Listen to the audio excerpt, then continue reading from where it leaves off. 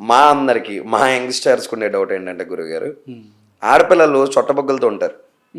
అది ఎంతవరకు అదృష్టం ఉంటుంది? చాలామంది చాలా దిక్కులు అన్నా, అరే చొట్ట జంపలు ఉంటే అదృష్టం రా అనేసి అంటారు. ఎంతవరకు మనం నమ్మచ్చు అది?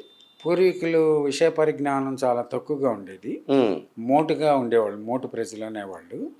ఆ రోజుల్లో పళ్ళెత్తుగా పుట్టిన, మెల్లకన్నున్నా, చొట్టబొగ్గులున్నా, ఆ అవయవాల్లో బాడీలో ఏ లోపం ఉన్నా కూడా వాళ్ళ జీవితకాలం మొత్తం బాధిస్తారు, కొంత బాధపడతారు, కొంతమంది సూసైడ్ చేసుకుంటారు. కాబట్టి అదృష్టం అనేటువంటి పదం తీసుకొచ్చి తగిలిచ్చారనమాట.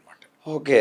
దానివల్ల ఏమవుతుందంటే ఎప్పుడైతే పళ్ళెత్తైనా చొట్టబుక్కులైనా నొసలు ఇదిగా ఉన్న అదృష్టం అనగానే అతను ఏం చేస్తాంటే సెల్ఫ్ కాన్ఫిడెన్స్ అనమాట. అవును. అబ్బో నేను చాలా గొప్ప అదృష్టం, అందుకే నేను ఇట్లా ఉన్నాను అని అతను ఆత్మబోధ చేసుకుని మంచి జరగటం కోసం, లోక కళ్యాణం కోసం మహనీయులు చెప్పినటువంటి వాక్యం అది.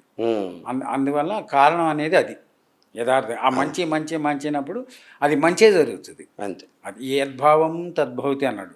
నువ్వు ఏదైతే తలిచావో అది జరుగుతుంది అన్నారు. దానికి వీళ్ళు ఏం చెప్పారు, ఆ అష్టవంకర్లను కూడా అదృష్టం అనేటువంటి పదంతో దాన్ని పరిసమాప్తి చేశారు.